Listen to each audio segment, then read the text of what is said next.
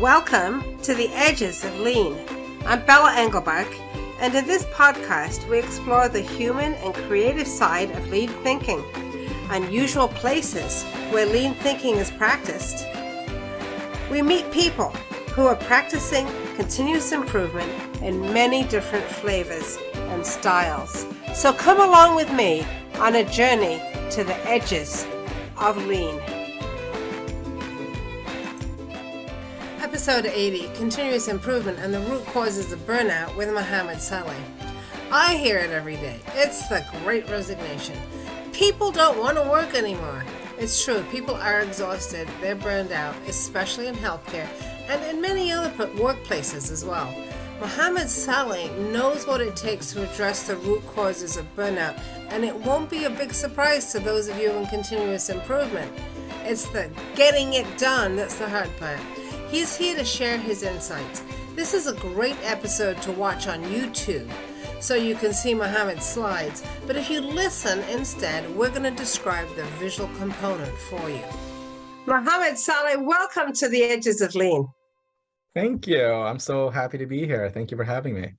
Well, I'm glad to have you here. I have to say I'm a little disappointed that you're not wearing a hat, because every time I've seen you before, you have a hat, and that was actually how you were pointed out to me at a conference once. So I said to a friend of mine, "Who's that guy in the hat?" That was you. So, and obviously for those of you who are listening, you wouldn't even see the hat if you were wearing it. But it's I think it's a bit of a trademark for you. It is. It's become weird to wear it in the house. I know, yeah. Polite people don't wear hats in the house, yeah. Mostly, yeah. Definitely, mostly, yeah. I have to say, my 8-year-old grandson has taken to wearing a hat in the house. So that's awesome. That's awesome. Yeah, it's very cute. So tell us, Mohamed, tell us about what it is that you do, and what was your path to where you are today? Oh, what a great question. Well, I started off as a mechanical engineer designing seats for airplanes of a division of Boeing. If you would ask my wife nowadays what I do, she'll tell you I'm a recovering mechanical engineer. And around 20 years ago, maybe a little bit more than that at this point, an occupational health physician at one of our sites, who happened to be also the CEO of a medical group, advised me to come into healthcare. And so from Boeing. So you went from Boeing to healthcare. Yeah. And I remember telling him that this doesn't apply to healthcare. This is a manufacturing thing. And he was like, well, just come on in. And after 6 months, if you don't like it, I'll keep paying you until you find something that works for you. And so it seemed like too good of a deal to say no to. And so I moved into healthcare. And I've been in healthcare the majority of my career now, really focused. I have some clients that are outside of healthcare. But I would say almost 80% at this point of my clients are all healthcare related. And so is that like big hospital systems, small practices, everything? Everything in between. I lean towards big hospital systems in general because I like to look at the continuum of care of a patient from beginning to end, where if it's episodic, like a primary care office or a lab or something like that, you don't really get to see the whole experience of that patient. From being sick all the way to being cured and going through the hospital, home care, skilled nursing facilities, all that stuff. And so I've recently been more excited about bigger systems because I could really make a huge impact there. But the smaller ones, they're impacting patients too. So I don't discriminate really between them, other than I just have a bigger impact on bigger systems. Well, yeah, I can see how that is. So right now in healthcare, one of the things that I observed was at the beginning of the pandemic, when hospitals were just like looking at, how do we deal with this crisis and restructuring. There are a lot of people, a lot of healthcare systems were letting their lean people go and kind of sending them out. And then this weird thing happened, which was that the healthcare providers themselves, the nurses, the doctors, everybody else, had to figure out how to run lean processes in the face of the pandemic. So they learned a lot, I think, when they were doing that. Have you seen a result of that? Oh, that's what a great question. So I'm just going to backtrack just a little bit to kind of bring that question into light a little bit more. Right before the pandemic, I was working on my doctorates, trying to prove that lean doesn't work. And trying to understand all the drivers and everything underneath it that actually, what are the organizational socio characteristics that help either impede or accelerate transformations or organizational changes. And in that, the pandemic hit. And so during that time, a lot of the research I was working on of trying to understand organizational socio characteristics and understanding how does the cultural domain fit, how does the change domain fit, how does the leadership domain fit, how does some of their intrinsic factors fit, like a big organization versus a small organization, a union versus non-union, an old organization versus a new organization, how does that play into organizational change? And so as I started looking into that, the pandemic really brought to light a lot of the issues that healthcare systems face today. They weren't caused because of the pandemic. The pandemic just made it visible because of the constraints of what we're having. But what I did see in many organizations that did not take the path of, you know what, we're tight, so let's let people go. I've seen other organizations that really embrace and say, you know, we need bigger lean departments. This is the time that change is needed. And so why would we get rid of our change agents at the time that we need the most change? And so they were Smart. That's the smart way to look at it, right? Yeah. exactly. And so repurposing schools and auditoriums and skilled nursing facilities and even dorms and campuses to kind of repurpose more beds so that we could deal with the pandemic really pushed us into a place where we discovered in ourselves that we could be nimble if we chose to, and all the bureaucracy that was there just disappeared. But it also talks about focus, and some of the things I'll be talking about today is how does that focus work? And so because when you're trying to do 100 things, you won't get any of them done. But because of the COVID, Right. there was only one thing that you had to focus on, and it was a crisis. And so that was really a really tough time, but also a huge evolution to healthcare. Yeah. Yeah. And I don't think that we've seen all the ramifications yet. And I know that one of the things that's really happening now, that, you know, that started during the pandemic, or I guess it was present before the pandemic, but, you know, really was exacerbated during the pandemic. And now we're seeing the result of it, especially now with, you know, with this sort of this triple virus situation that's going on right now, the respiratory viruses, with the flu, with the respiratory syncytial virus, and with COVID has not gone away, folks. I know we would like to think it has, that a lot of people in healthcare have either already burned out or are on the verge of burning out or experiencing burnout. And so you've really been looking at this. So tell us about that. First of all, what is burnout? What a great question. What a great question. All right, so let me jump into it and talk a little bit about burnout from just understanding what drives burnout. So burnout is it's a manifestation of certain symptoms, but they're driven by certain things. The first thing, and if anyone has read Dr. Paul Duchamp's book around physician burnout, that's really where my learning started from, around burnout and how to create an organization that really both respects individuals, but also creates, brings back joy of medicine. And so the first driver that Dr. Duchamp talks about is the workload that the healthcare organizations have right now on their plate. And there's such a significant workload.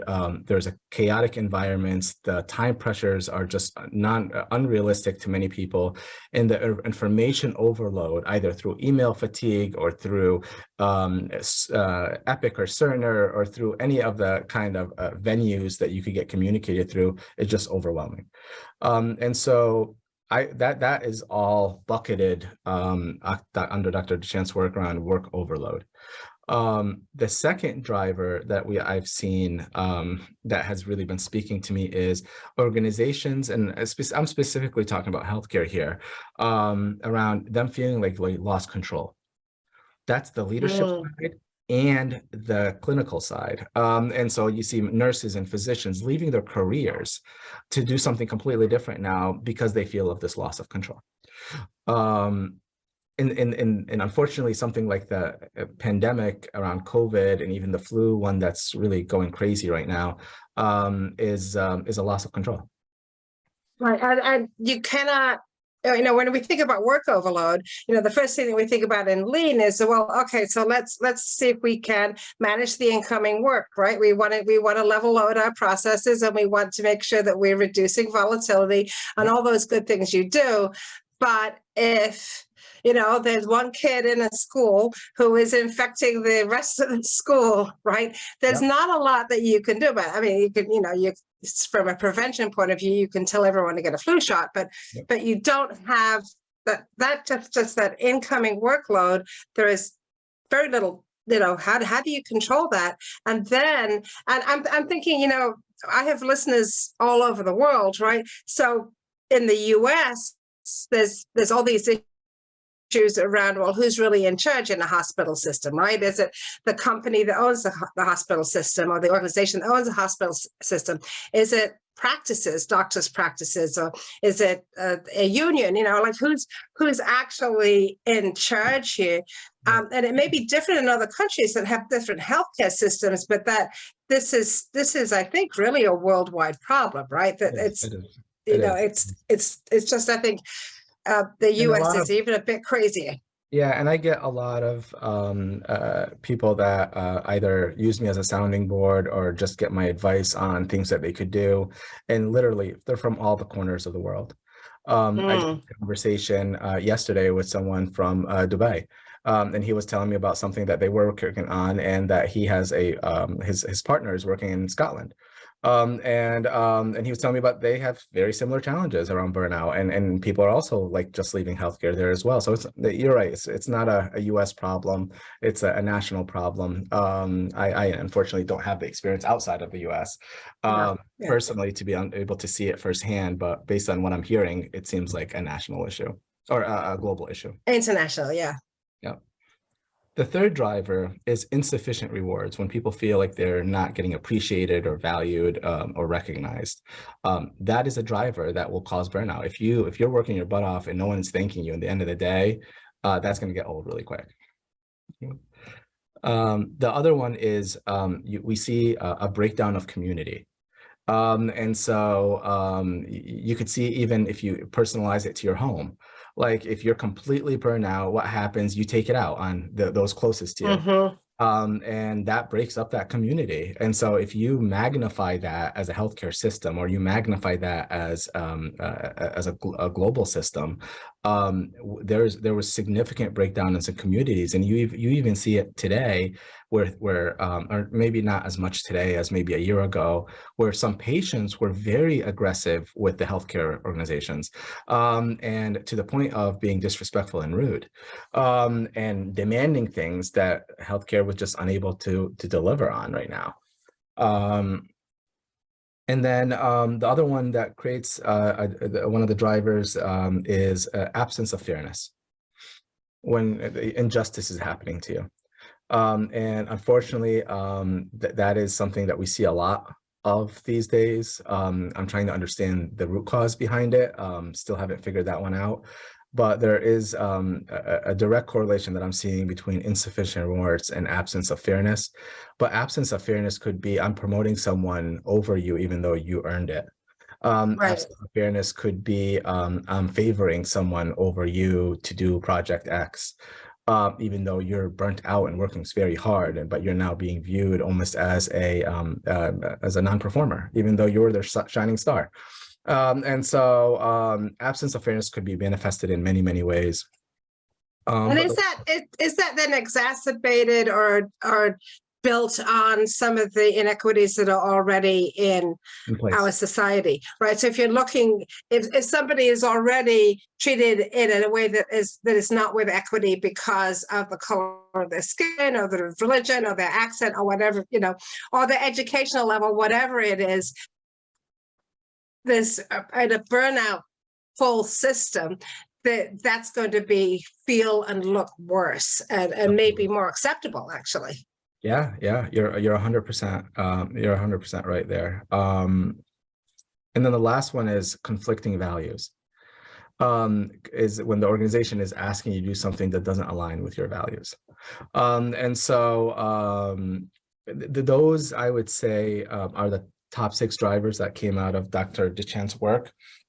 So that's work overload, loss of control, insufficient reward, breakdown of community, absence of fairness, and conflicting values. And Mohamed, this is not just in healthcare, right? No, You work in healthcare, but you have just described what it's like to work in a lot of different places. absolutely. I have a client that I worked with in the school systems, kindergarten through 12th grade, and helping transform their organization. And it was 48 schools. I've been working with people in energy and electricity companies, and these apply to all of them. I've in manufacturing, this apply like this is universal. The thing I want to point out in these 6 that you just articulated is that these 6 manifest in 2 different ways. The work overload one, which includes chaotic work environment, time pressure, and information overload, is manifested, or at least we see it from a behavioral standpoint, around emotional exhaustion. And things like well-being centers really help with the emotional exhaustion that's there, because if not treated well, we've seen a global, our suicide rate around the country is the highest it's ever been. And so understanding the emotional exhaustion of work overload. And then the other 5 really come down to cynicism. So when you see someone being very cynical of everything that you do, usually one of those 5 are driving it. And so if it's loss of control, insufficient reward, breakdown of community, absence of fairness, or conflicting values, those manifest themselves into cynicism. And then when someone is cynical, then even if you come in with some kind of an intervention, some kind of a countermeasure, it's going to be very hard for them to play nicely with that, right? They're going to look at it cynically. Yeah. I'm, you know what, you bring up something really powerful here, because I'm doing a workshop at a conference, the Lean Frontiers conference, that I'm going to be talking about those characteristics. And one of those characteristics is resistance to change. And sometimes people relate resistance to change of fear of change, but the really cynicism, it creates a lot of resistance to change. And if you don't understand that the root cause here is burnout, and that these are the driving root causes behind them, then your intervention around cynicism is going to be left short. Right. If I don't believe that I will be treated fairly in this change that you're proposing, I will definitely resist it. Mm-hmm. Yeah. And one of the things that I really appreciate about Dr. Duchen is he said, in the end of the day, this does present us with an opportunity. And if anyone is familiar with Dr. Duchen, he led the medical group at Sutter Health Gold, and had significant success there as the CEO. And one of the things that he came up with as an opportunity, and that's what we're going to be talking about today, is in order to address the manifestation of emotional exhaustion through the driver of work overload, the opportunity that is presenting itself is 2 opportunities. The first one is work-life balance. And the second one is the capacity for discretionary effort. Do people have the capacity to do discretionary effort? And if they're 120% overloaded, they don't have any capacity for discretionary effort. And that could even be kindness. And then when you look at the other 5, which are manifested as cynicism, the opportunity that's presenting itself is around empowerment and engagement. And so the 4 things that I'm really going to be talking about as I go through the systems, and as I go through 13 mistakes I have made personally in my career that have created more burnout, that really come down to those 4 opportunities: work-life balance, capacity for discretionary effort, empowerment, and engagement. And so those are great opportunities, but the capacity for discretionary effort is sometimes overlooked. But the other 3 are very noticeable right now in healthcare. Wow. I just want to let people know, for those of you who are listening, if you look for this podcast, The Edges of Lean, on YouTube, you can also see the slides that Mohamed is sharing. Thank you. So let's talk about, I said systems a few times. There's 4 systems that are what I consider primary systems. I'm sure some might disagree with me that there's many more systems. There is, but the 4 that I'm really focused on right now is, the first one is our system to execute on our strategy. I use the term strategy deployment. Others have used terms like Hoshin-Connery or policy deployment. It goes by many names. But in the end of the day is, how do we take our strategic initiatives and break those into action plans that move the dial on certain metrics, and then have a shared understanding of what those initiatives are and what those metrics are throughout the entire chain of command, which translates things like a value stream that's at the top level, all the way down to Kaizens and pilots, which translates things like annual improvement priorities like acquisitions into projects. Those projects get then cascaded into tasks, and making sure that everyone in the chain of command is rowing in the same direction. And so that's one system. Some people call it the execution system. Originally, I was taught it was called the management of control system. And then later on realized it was called Hoshin-Connery. And then later on, I realized some people are calling it strategy deployment. And that resonated for healthcare a lot more than both the Japanese words and management of control didn't seem like something anyone wanted to say. But what that does, it allows that true north, the guidance for the organization to grow. Right. So you have this picture of a rocket headed towards the true north, presumably, and then the deployment. The deployment into the organization. I don't want to say down, but that's the way the picture is, of levels of turning True North into an improvement priority, all the way down to tasks that would be performed by individual people from day to day. And what I love about this particular picture is the other two-way arrows, right? Because it's not just about somebody at the top decides this is what we're going to do, and then everybody must do it, figure out how to do it. It's a two-way conversation. There's what we like to call catchball, where people talk about what's really possible and then challenged and to find other ways to do things. And it's a great picture. Yeah. And, one of the things before I move from this, because it's not going to really be talked about in the 13 mistakes that I've made, is that when you have this effect where everyone has that shared understanding, that same mental model of what's happening and what they could actually help contribute to, one of the things I'm seeing right now because of burnout is that usually I would be engaged with, say, a heart and vascular institute and looking at, our cardiology, heart attacks, let's say. But then I'm also working with organizations, with service lines or institutes that are looking at stroke patients. And then I have another one that's looking at oncology patients and cancer patients.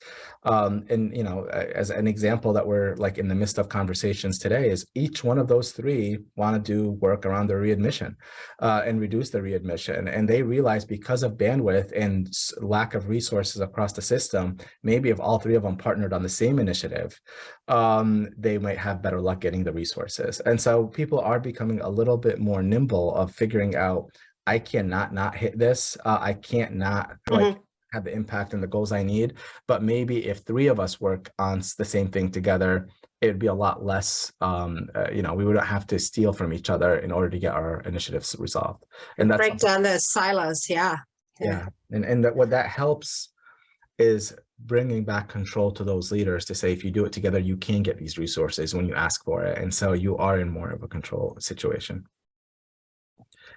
The second one is the daily management system, something that's very near and dear to my heart, something that I really usually start most of my conversations with, because it creates a nest or almost like what is it called? A basket to catch all those action items and strategies that are coming down from the strategy deployment.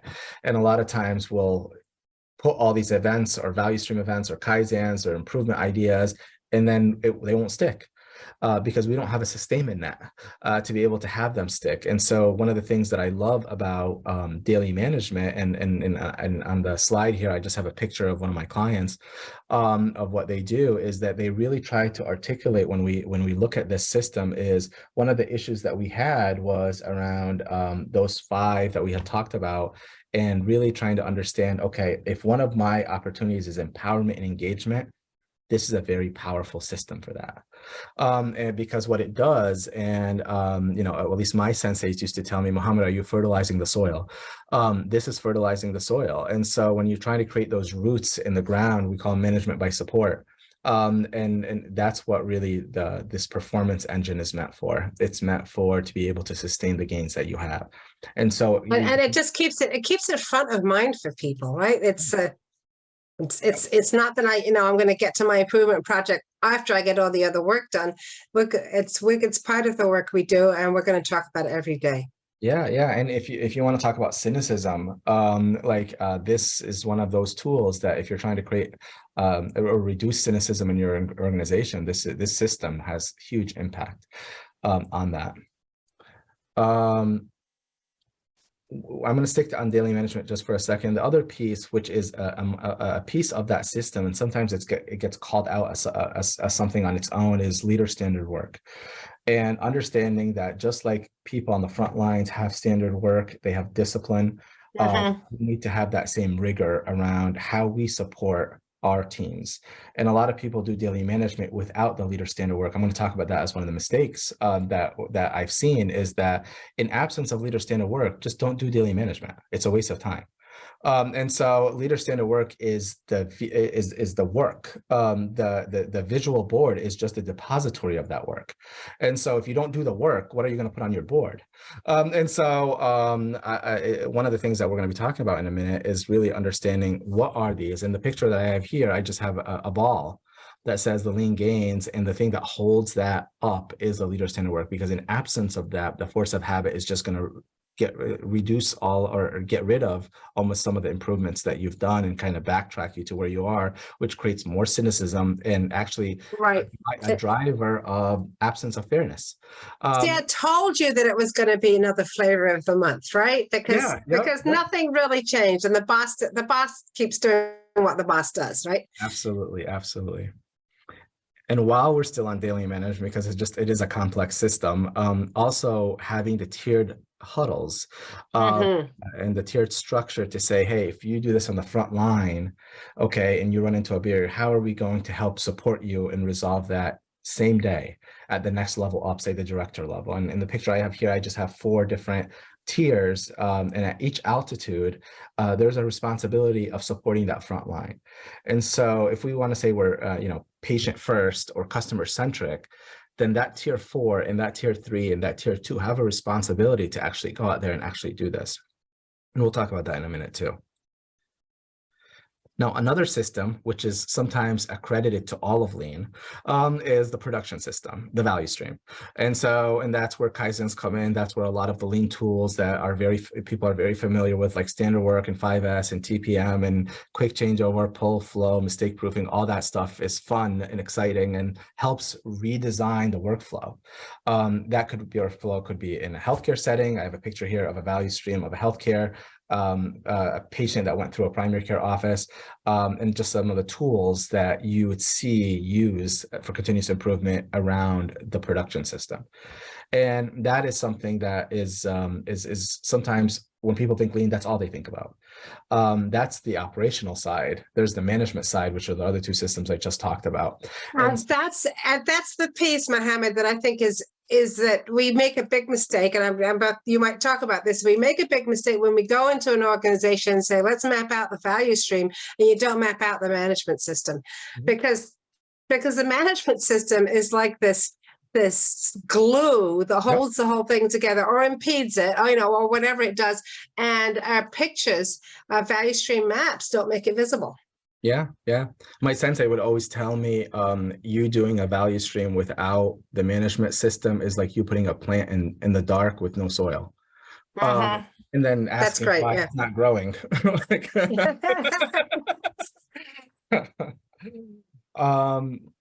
The last system before I go into the 13 mistakes is the people system, my favorite system out of the four, and is almost never talked about, and which is mind blowing for me because, you know, even at Toyota, when they were asked about the Toyota production system or the Toyota management system, their response to that was, you know, I wish we would have named it differently.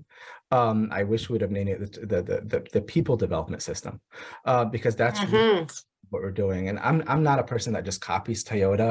I tried to prove that it didn't work, and I accidentally discovered that it does. But it does require those organizational socio characteristics to give you input on what they could do. But in all essence, it all comes down to the people system. And so if you're not people should be working for you to help grow, and help improve your organization, and the venue they use is their job, whatever that job may be. And so how we align their development, both on a potential side from a behavioral standpoint and a performance side from a technical standpoint, becomes really instrumental, because I could then, if I know how I'm going to develop this person based on whatever their succession planning is, I know, okay, this person needs more work on critical thinking. Okay, let me put him in this Kaizen and see how he operates, and maybe then take him back and say, all right, what did you learn from that? Right, I noticed this person has a problem of staying focused. So maybe I put him on a few teams that help narrow and focus certain things rather than try to do 100 things at the same time. And so as I grow leaders, I need to understand what their strengths and weaknesses are, their potential and their performance, so I can understand how to align my lean teachings to that. And also how, if one of the reasons people get their cynicism is that they feel there's insufficient rewards, well, then I could align all my rewards and recognition around their development. And so now they're entering a Kaizen because it's part of the development journey. They're not entering it just because this checkbox that they need to be able to give something to the organization, where the organization actually could give them something back. And this would help with fairness too, wouldn't it? Because the perception of lack of fairness. Because if I know that my development is specific to me and where I want to strengthen my strengths or improve things that need to be improved, and it's specific to what I need to help me be a better, stronger person, then I'm not going to worry as much about what, somebody else's assignment or somebody else's promotion, right? Because I have faith that I'm getting what I need. 100%. And the reason I said this is my favorite system and the one I'm really focused on the most out of those three, because I work on all four equally. But the importance of this one is that we're in the middle of the Great Resignation right now. We're still in it. And so if people want to hold on to people, they really have to come down to three basic things. And that is, the first one of those basic things is behave correctly as a leader. What are those ideal behaviors that you could demonstrate so that people could replicate them? And one of the things I've learned is behaviors come through systems. I have to design a system that produces a certain behavior. I can't just ask the person to behave differently without changing the system. Because the system will always win. It's the immune system. Absolutely, yeah. And so since we're in this Great Resignation, the people system becomes even more critical than the other three. So with that said, I'm going to go into 4 buckets of it. I believe all frameworks are wrong. I heard someone tell me this before, but some are helpful. Yeah. I think Peter Drucker might have said it, and that's 100% true. And so this is a framework. It's not perfect. It's one I use. It's helped me organize my thinking when I go through organizational change. And the first phase that I go into here, that I'm about to talk about, is the commitment phase. And in the commitment phase, when I say the word commitment phase, is think of going into an organization, and this organization says we want to do lean. Okay, and so now we're having a commitment conversation. Are you going to commit to this, or is this a flavor of the month? And so in that phase, we need to understand the why. We need to outline the relationship between this lean office and the organization, and understanding the exchange that's going to happen, because we can't have this be a transactional conversation. We have to make you think differently. And so do you know that? Do you know that that's what you're saying yes to? And so, and do we have buy-in by all your stakeholders that are going to be responsible to help move this change? So the first mistake I've done in this domain is doing lean without knowing the why. Mistake number one, adopting lean without knowing the why. That is so common, unfortunately. Yeah, it's very common. Yeah. I'll ask people, so why are you doing lean? I have some frank people that would say because our competitors are doing them. I have people we're doing lean because we heard that's the best thing. And then you get into conversations about Lean Six Sigma and Agile and Scrum and blah, blah, blah, all these other methodologies that are coming out these days. And so you start having the wrong conversation. No, why are you doing this? And so if someone wants to avoid this mistake, all I could tell you is it's very hard to, because many senior leaders that I've encountered don't know what they're saying yes to. So I think the challenge is also, but when you think about, if you've been doing lean, been involved in lean for a long time, every day you have a new revelation, right? About what it is, how powerful it can be, how it can change, and and how it can backfire, right? Yep. That is not something that you can give to somebody in a little box and say, all right, here's why you should do lean. Because even if you say the words, that understanding only comes through practice, and so I agree with you that a lot of people are going to do it without knowing why, but somebody needs to have some inkling of why, right? That's what you're saying. Somebody's got to understand that it's more than flavor of the month, or I'm just doing it because my competitors are doing it. Yeah, and usually when people ask me, like, is there any tracks I could think through when I'm thinking about the why, I usually give them two. The first one is, this is going to require you to think differently. Are you okay with that? And because if you're not okay about you thinking differently, then we're going to have a problem, because the core of this to be successful is to change how you think. It is not the tools. And so knowing that's, I would say, advice number one. Advice number two would at least have a purpose. And the purpose can't be to do lean. That's a lever. And so the purpose could be, I want to save lives. That's a purpose. And I could back that one to say, I'm doing all these efforts. I'm doing lean because I want to reduce, door to needle time for stroke patients by 50%. That could save half of these people's lives. Okay, I could back that up. That's why we're doing lean. I'm seeing physicians commit suicide and because of burnout, and we want to be able to improve the workplace, not the worker. And so I'm doing lean because I want to reduce the number of clicks. I want to reduce their work-life balance. I want to give them back control. Because the purpose here is to reduce suicides. That's the big purpose. And so that's the change that we're trying to do. But to do it because the why is because you're copying it from your competitor is not. Right. It's to achieve your true north. It's to. Yeah. The other thing here that I think is worth noting too is that a lot of people try to create a burning platform for this. And I don't believe in burning platforms. I believe in urgent priorities. But burning platform for me comes from a place of fear. It doesn't come from a place of psychological safety. And if there's anything this slide is going to tell you, is that the most important behavior is, how am I going to get people to not fear me? And so if I can't create psychological safety, all of this effort is a waste of everyone's time. Right. So that's number one. Number two, in this this commitment phase, is when you're building a lean office and trying to create that relationship, at least in healthcare, what I notice people are doing is they're recruiting from within healthcare. And they're not only recruiting within healthcare, they're recruiting people that are similar to their thinking. And so they are not going to challenge their status quo. They actually will fight and argue with outside people of why we're doing the way we're doing it.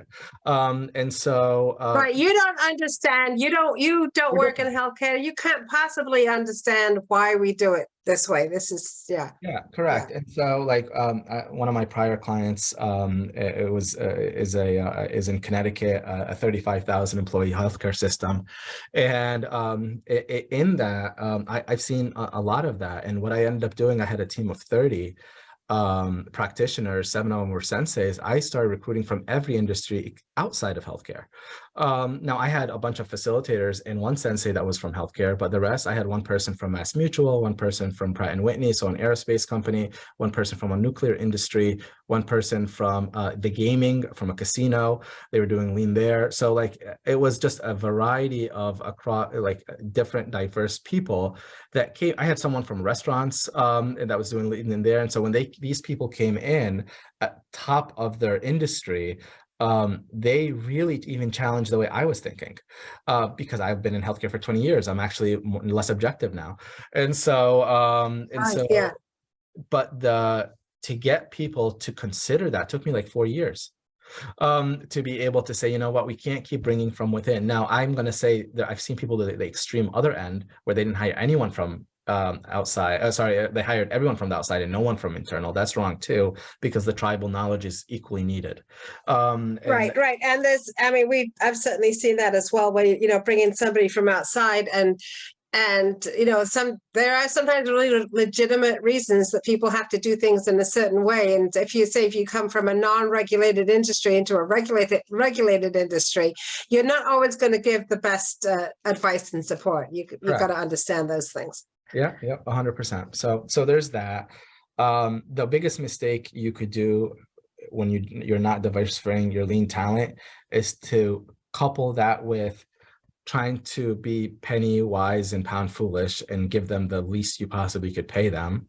And the other biggest disaster you can make in this situation is start putting your low performer people that you don't know what to do with, but you can't fire them, into the lean office. Put them in the lean office, yeah. Yeah, and so those are great mistakes too. And the last mistake in this domain is the commitment phase. Yeah.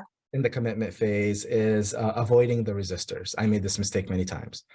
I'll go into an organization. Who wants to talk to them, Mohamed? Come on. So avoiding those resistors, I think, is a huge thing, because a lot of times I paid for it 2 or 3 years later, where these people now almost despised lean. And so because they were resisting, and then they got ignored, and then now they're a significant department player. And each organization I go to, it's not the same departments that are doing it, but you'll see in some organizations, like say IT or HR or finance, a lot of the support services you'll see resist because they care, or resist because they want to understand. But I've seen a lot of lean practitioners, and I'm the first person to say I've done this mistake, to say, I go into an organization, I'm going to go where the pull is. Whoever's resisting me, I'm just going to ignore. Right. And which sounds great in theory, because you can't be distracted by that, but in the same time, you will pay for that later, and it could actually take down your whole effort. And so just be mindful of how you read. It's an art, and so you want to bring them along, but they can't monopolize your time. So that's the first phase, the commitment phase. The second phase is the assessment phase. And that's when we get to, now that they're committed, they understand the why, they outline the relationship, they're gaining now the stakeholder buy-in. Now we need to assess the current state. We need to align and design what that transformational plan will look like. And so the first mistake that I have seen in the assessment phase is getting fascinated by the tools. And copying them. And I just had a client a few months ago who went and visited a site that was, I would say, one of the best in class areas, and came back and said, oh, we need to buy that software. Oh, we need to put this up. We need to copy their onboarding. We need to do this. We need to do that. Everything they said they were copying tools, and they missed the whole tour. Because the whole tour is to look for the invisible, to look, are people happy? Do they understand their contributions? Do they feel respected? Do they feel that their leaders are humble? Do they feel that they trust their leaders? These are all invisible things. That's what you copy. You don't copy the tools. The tools will only get you so far. So copying the invisible is really the secret. And a lot of people, unfortunately, in the beginning of the Toyota production system, we were just copying tools. I was one of them. All right. Yeah. But And it worked. it's a super common mistake because again, it's about not understanding what the system really is, right? And so it's very easy to go and look at somebody else's countermeasure to a problem that they're in the process of solving, which they may change in a couple of weeks anyway, but you don't know that. To go and look at their countermeasure and say, I need that countermeasure when you haven't understood your own problem yet. This is a very, very common issue. People get especially excited when they see a visual management board or some really cool software, and they go, oh yeah, I need that. If I had that, I everything would be my great. problems would be gone. Yeah. And so but that is a mistake I've done, and so I could see why other people's would make it. But what I would ask you to do is, if you're actually going through the assessment phase, is try to understand the culture.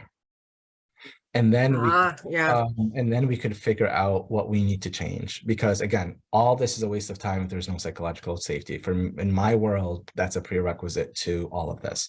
And if people are fearful of speaking up, then all this has to wait until you get that in place, which means leaders have to be vulnerable. Leaders have to go out there. They have to talk about their mistakes. They have to invite feedback, and have people open up before they put these things in place.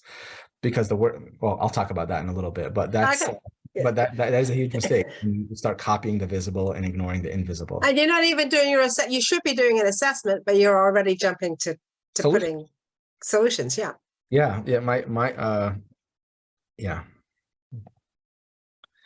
The next piece in the assessment phase, or the next mistake I've made in the assessment phase, is trying to please everybody. When you go into an organization and you want to know where to start, what I have learned through the very hard ways is that you have to be very, very narrow and very, very deep, which means if the organization has 850 departments, let's say, pick a customer. Let's call them an oncology breast cancer patient, okay? And just see who touches that patient, and only start with that. Go very deep and fix something. And so fix an experience. And so if the experience is to give better care to breast cancer patients, who touches them? And let's go make them a demonstration area for everyone. Some books call them model cells. Some people call them lighthouses. Some people call them centers of excellence. Some people call them demonstration units. It doesn't matter what you call it. What does matter is that you don't go wide and shallow because everyone wants it. Sometimes you do go in an organization and it is looked at as the flavor of the month and everyone is excited about it. That's your honeymoon phase. That's going to be very short-lived, very quickly. But if you try to please everyone, they're in an organization that's already burnt out, the cynicism that will come against you because of that is going to be very great. And if you're the CEO, or if you're a senior leader, or if you're a lean practitioner, you're the ones that are going to pay for that. Definitely. So looking at a patient type or looking at a customer type and seeing all who touch them and just ignore everyone else and create a cell for that is really what you want to start with in the assessment phase, because the assessment phase produces a transformation plan. Right. The next phase, and so we talked about the commitment phase, the assessment phase, and the mistakes in that. The next phase is the deployment phase, which is exciting because people rush to that. There's no commitment. We really don't know the problem. We have no clue what the plan is going to be, but let's just go into daily management. We're going to do it. Let's do it. Let's just do it. And so the first mistake I've made in this is, well, you're going to ask people to think differently in this new system. You got to train them. And a lot of leaders have this phobia of going to the Gemba, or the place of activity. And so I have a slide here that just says, this dirty glove phobia. That is a very common term that I've used of people at the top just don't want to get their hands dirty. They don't want to do this. They don't want to attend a Kaizen. They don't want, that's beneath them. And when you talk about the other thing I've heard, and I've heard it from a lot of different levels of the organization, is if this person's in the room, we're not going to be able to be honest, or we're not going to be able to share our ideas because they don't have psychological safety yet. And it's such a great way for that leader to start practicing being a psychologically safe person to be around, right? To be in the room, or to be out, to be there out there at the workplace while the change is being planned and being implemented, and to start to work on their own behavior. It's such a rich opportunity, but I have been told we don't want that person here that, because they're too scary. Yeah. And the other thing around this too is I've seen this as well is I have a client that I'm working with right now, a large healthcare system, and the senior vice president, the chief medical officer, who also happens to be a president of the medical group, he takes him and his entire team 2 days every other month to get a deep dive into training, and then spends that time between that training and the next training to go to the place of activity, the Gemba, and actually exercise on these things. Wow, that's great. The training though is the exercise in the Gemba. It's not in the room. And so if leaders are just getting trained in a classroom and that's all they're getting, that's not effective. They have to be out there and doing it. They have to participate. And the other mistake I've made in this domain when I'm deploying something specifically around strategy deployment is what I call plan, do, walk away, PDW. I love it. Plan, do, walk away. Plan, do, walk away. And I'm not sure if anyone else has this issue, but it's almost a common mistake, specifically around strategy deployment, because we have all these actions we want to do. We'll finish an action item, move on to the next one, say it was a Kaizen or an A3 that we finished, and go on to the next one, and not looking back. And so you see, that it's a huge change. And from a change management perspective, they need extra support now because they're changing. And a lot of times they get the least amount of support right after the change because you're already on something else. And all of a sudden they're left with this new world. They have no clue how to operate in it. They just go back to the old way again. Yeah. Mistake number 8 is getting into this lean journey, specifically around deployment, when you can't solve problems yet. You haven't learned, you don't have the muscle to solve problems yet. You think you do. Your you react to symptoms. You're not really doing any root cause here, or some people are not doing root cause. But trying to tackle a massive problem when you don't know how to solve problems will only cause you to get strained, and actually not go work out again. And so think about it: when you go to the gym and you haven't run forever, and so you decide to run 2 hours, you're not going to the gym again. You can only if you can walk out of the gym after that. Yeah, exactly. But then that's going to build the cynicism again, right? Because all right, so they decided they were going to take on whatever the massive problem was. Look, it was a massive disaster. Nothing actually happened. So this stuff doesn't work. I can ignore it. So my advice here, and which is extremely hard for senior leaders to do, is to take a step back and say, let's do baby steps. What is a problem that we could solve right now? And let's learn how to solve it. And let's call it 20-pound. And after we get used to a 20-pounder, let's go to a 30-pounder and then a 40-pounder. But if you give someone a 100-pounder and say, you need to do this, they're going to do it. They're going to strain their arm. They're not going to pick it up again. And they're going to say it's not a good tool. And you'll see a lot of cynicism that will come down. Oh, it's rigid, or it's not fit to our culture, or we need to adjust it because it doesn't work for us, and just a lot of excuses that come out of that. And that's also a really great way to see to actually make more of the system visible, right? Because if you solve like a 20-pound problem, you will probably impact something else in the system. And now you can start to see things that are connected that perhaps you didn't realize were connected before. So that's a good point. Yep. And the next one, mistake number 9, is building this as a tool-based architecture.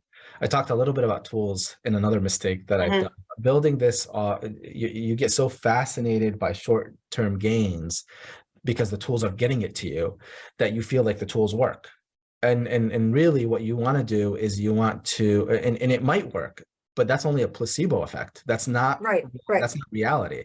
And so what you really want to do is you want to build a principle-based architecture. Because if you build, I'll just give one example. If you build a daily management system, And at the top, they're scrutinizing and cynical. And you employed a daily management system. All you're doing is expediting the information to the top so they could criticize you faster. And so, Nobody wants that. yeah, but if you start with principles and saying, okay, I want to lead with humility. I want to respect every individual. Let's use those two principles as an example. Okay, if I want to lead with humility and I want to respect every individual, in my performance engine, we'll call it the daily management system, in my current performance engine, what am I doing that violates those two? And go fix that piece of the system. Because at that point, you're getting into system design. And it's not tool-based. You're actually fixing the real issues, the systems that are producing the behaviors of cynicism, the behaviors of scrutiny. And so these are behaviors, but they're often off the wrong principle. The principle could be that you think you're a legend in your own head. And that's why when things go up to you, you think you're empowered, that you're going to go tell them that they're wrong and you're right. And so that's a flaw in thinking. And so like flipping that around and saying, you know what? No, I'm not perfect. And I'm not a legend in my head. And I make so many mistakes. Let me go out there and ask people what I made 10 decisions yesterday. Tell me which ones are wrong. Invite that feedback because what I'm trying to do is I want to demonstrate humility. That's why I'm doing it. I want to teach them what humility looks like. I want to teach them what respecting everyone individual looks like. And I'm using the daily management system to fertilize the soil around those two principles. But if I'm copying the board, then I'm just going to be able to scrutinizing people faster. Right. Number 10, which is a very close one to that, is delegating Gemba walks. A lot of times you'll see we're holding our managers. Did you do your waste walk? Did you do your patient rounds? Did you do your employee rounds? Did you do standard work observations? But then the people on top, they could go a month without doing it. But they hold accountability at the front that they're doing it. And so everyone in the organization has to do it. And the people that have to do it the most are the people on the top, because those are the ones that are removed from the Gemba. Those are the ones that are making decisions without understanding the reality. And so it's critical for them to go out there and participate and not mix that up with buy-in. And it's very easy for a senior leader to get distracted with other things that senior leaders have to do, like go to board meetings or conferences or participate in a due diligence and not make time for this stuff. It can't be harder to get a senior leader at a table than a physician or a medical assistant who is occupying and taking care of patients. Right. Like there's something flawed in that, where the people that don't the people who are really making the difference, if you got them at the table, then pony up some of your time too. Yeah. Exactly. And finally, I'm going to end with this as what I call the sustainment area. This is the most important, Mohamed. This really is. Yeah. Because we commit, we assess, we deploy. Now we have to sustain. Mm-hmm. And the first mistake I have made in this is trying to rush it. And I wouldn't say I chose quantity over quality, but I did. You know, how many areas could I roll out daily management? How many Kaizens could we do this year? Like I've done that, and that's flawed.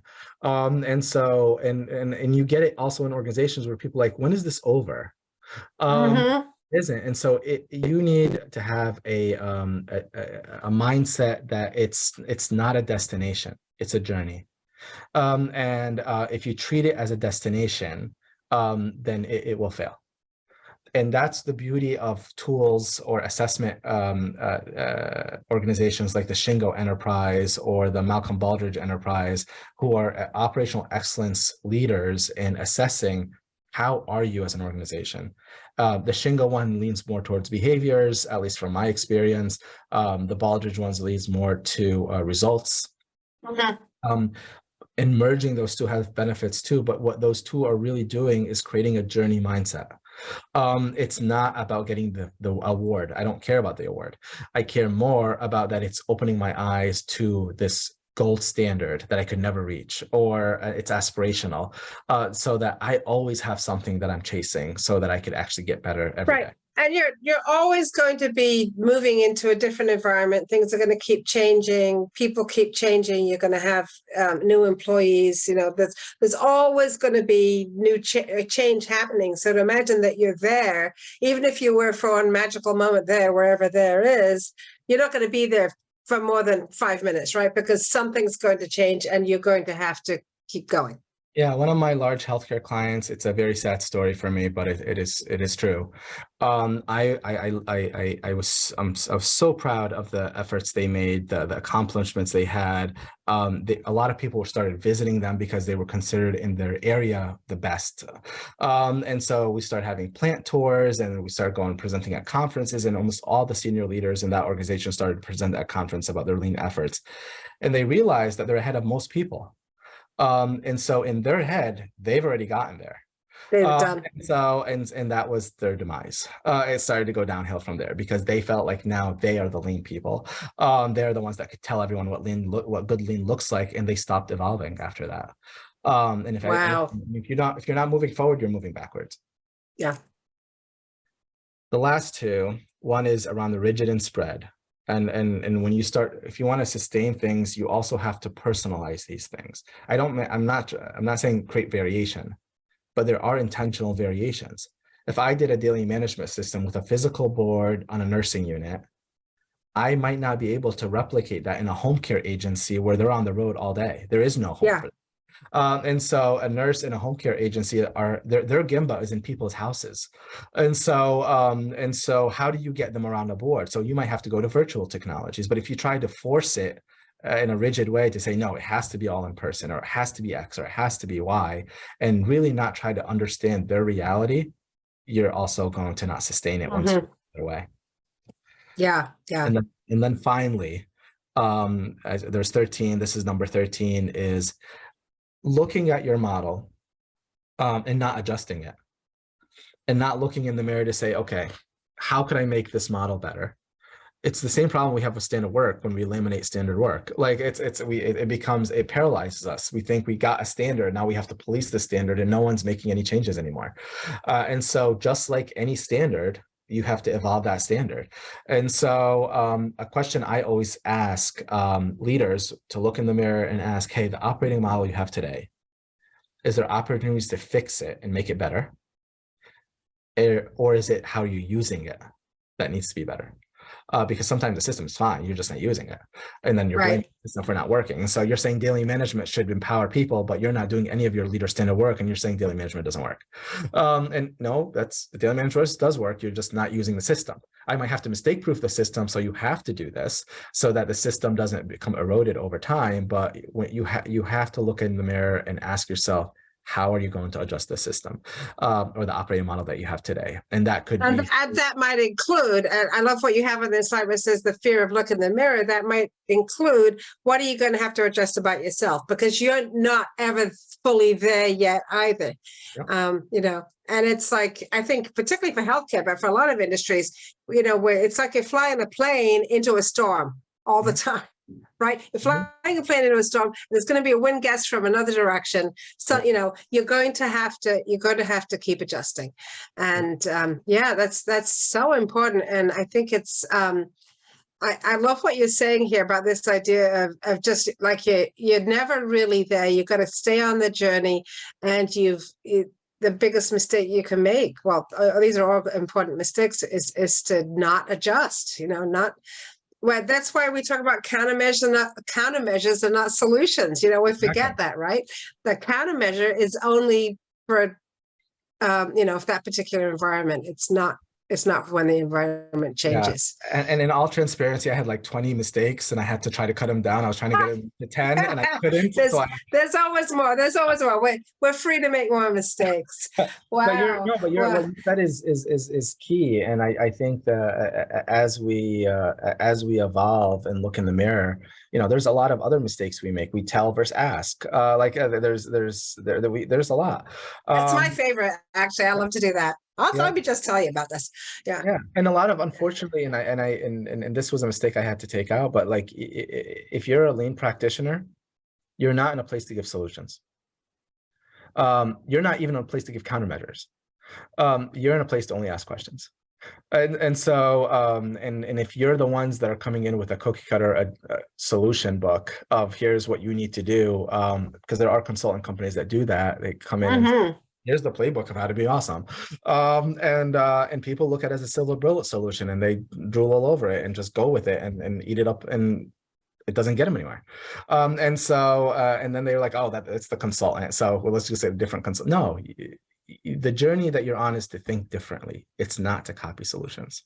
So And it's to think differently, and it is also, and I'm thinking about, so some famous organizations that have, gone a long way, and then it's all evaporated. It's not just for you to think differently; it's for the whole organization to think differently, so that as you are developing people, when you leave, there's somebody who is able to step in and continue to drive in that direction. Because how many organizations have we seen, Mohamed, where there's been, a fabulous, famous lean deployment? It looks great. Like you said, the plant tours, the workshops, all the rest of it. The CEO retires or goes to become a consultant. The whole thing collapses. And that is, I think, because it's not built into the succession plan. You talked a little bit, about succession planning and development, but how critical is that? And that's the difference, I think, with a company like Toyota, which is all about, how do we keep developing people who can step into these roles? And if you're going to bring in somebody from the outside into those roles, which is not a wrong thing to do, do they understand the system that we're driving towards?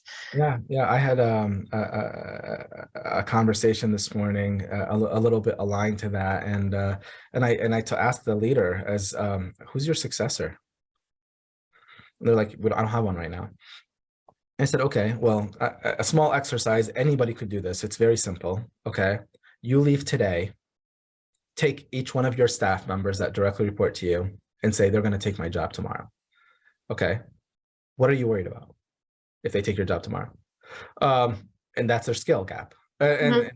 Right, you have your playbook now, like you have your roadmap, go for it. Like, so do that with every single one of your direct reports. If you're the CEO, look at all your senior vice presidents. If you're a senior vice president, look at your vice presidents. If you're a vice president, look at your directors, and ask yourself that question. If I leave now, tomorrow, if this person takes my job, what would I be worried about? And have that conversation. Or even better, ask that employee, if tomorrow you take my job, what do you, or that direct report, if you take my job tomorrow, what would you be concerned about? And Great that question. It is, and that gets to the heart of people development, and that's why I put it as one of the 4 systems in the beginning of the conversation today, because it's never talked about. It's almost like a nice to have, but honestly, it's the most important system out of the 4. Right. It's what really drives sustaining. Yeah. Wow. Yeah. So Mohamed, we've had a great conversation. I know that we could continue talking for a long time. I just tell us, where can people find you?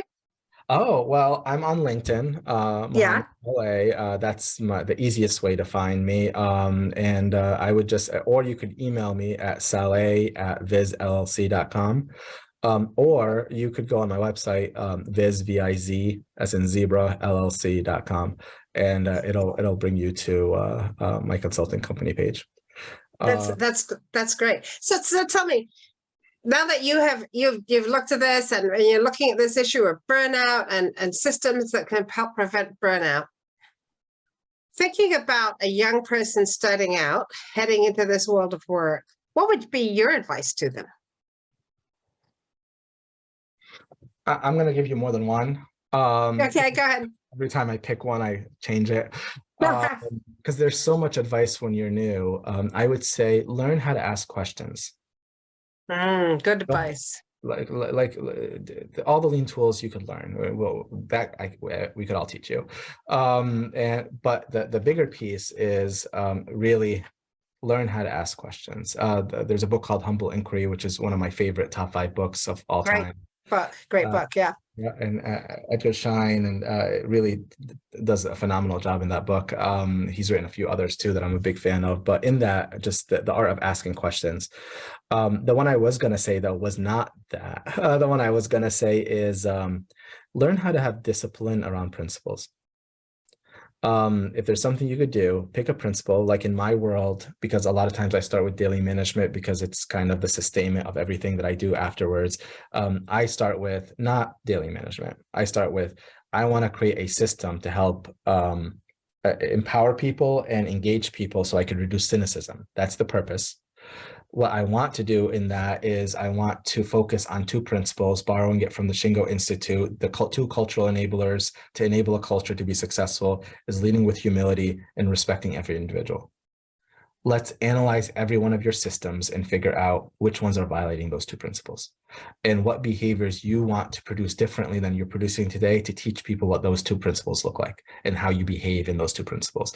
And if you're not in love with the principles, the tools will become very easy for you to fall in love with because they are fun. Mm-hmm. And if it's standard work or 5S or any of them, like they're fun. Kaizens and value stream, they're all fun. But if it's not rooted in principles, then really all your effort is just going to be washed down. Right. You just find yourself in the middle of a LinkedIn argument about whether it's 5S or 6S. And Exactly. you're not going to help anybody. Yeah. Both 5S and 6S don't create immediate recognitions to abnormalities, but hey, we're having the conversation. Yeah. And why are we creating immediate recognition for abnormality is because we're trying to respect every individual. Because their time is precious and they've dedicated it to us. And so we have to be able to use it wisely. That's something Teacher Ono would say a lot. So Right. So the learn to ask questions and principles. Principles. Yes. Discipline. I love it. Principles. Discipline around principles. I love it. That's really, really excellent advice. Well, Mohamed Saleh, thank you so much for traveling with me to the edges of lean. And just reminded everybody, if you want to see Mohamed's slides, you can check out this podcast also on YouTube, and we will make sure that they're available to you in the show notes. So thanks again. It's been great having you. It's such a pleasure. Thank you for everyone, and thank you especially for making this happen. This is Bella Engelbach, and I'd like to thank Mohamed Saleh for being my guest on the Edges of Lean. What did you learn from this conversation? What ideas did it spark? We would love to hear from you. Find Mohamed on LinkedIn or look for him at a Lean conference. He's the guy with the hat. Find me on LinkedIn or at leanforhumans.com or comment wherever you watch or listen. Subscribe and tell a friend about the Edges of Lean.